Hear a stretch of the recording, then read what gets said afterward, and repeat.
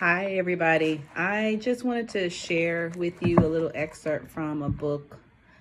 You know how sometimes you read something and you may not necessarily understand, or perhaps you are just not at that particular point and you're on your journey to have that particular level of understanding. So I wanted to share with you just a little excerpt from the book that's entitled Karma, A Yogi's Guide to Crafting Your Destiny. I wanted to share this because I've been walking for quite some time on my journey. You know, we all have different stages that we go along when when we're first born into this world, how things are formed based upon the family that we're born into, the circumstances, and of course, when we think about our faith, I don't not saying anything about religion or what have you, because my relationship is very personal. It's very personal with the Most High, the universe, every single thing, because it all boils down to the creator, creatress, creation. But I wanted to share this little excerpt. It says, "Now, every spiritual process is essentially about digging into the storehouse of accumulated karma.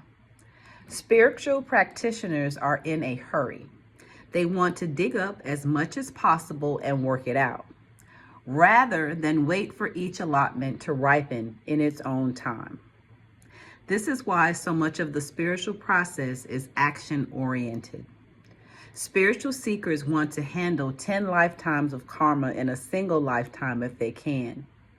The spiritual journey also teaches them to avoid accumulating new karma and to limit the consequences of their allotted karma. In this manner, they work through large karmic volumes at great speed." How does one feel when one has emptied out one's allotted karma? Usually life grows more relaxed, less reactive, less compulsive. Strong likes and dislikes, whether about people, places, food, work, or politics, begin to weaken. Comfort zones become less important. Initially, you may find you want to slow down and live quietly. After that, you choose to engage with the world again, but this time it will be in a wonderfully conscious way. Your life is now full of choices.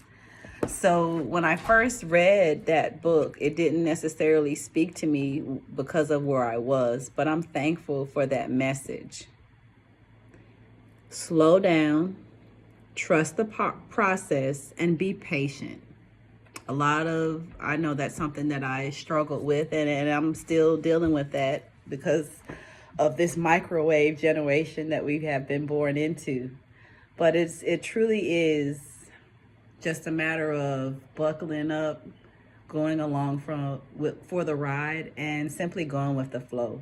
So once I finally once I finally got that, that's how a lot of other things in my life started to things that really don't matter. There are a lot of things that we spend a lot of our time and energy on that are not necessarily important. So I am grateful. I am so grateful for the lessons and blessings because it all makes sense. So please stay encouraged. And those of us that are walking or wherever you may be, because it's hills, it's valleys. You have high points, you have low points. But at the end of the day, stick with your faith. Stick with your faith. It never fails. Faith without works is dead. Peace and love.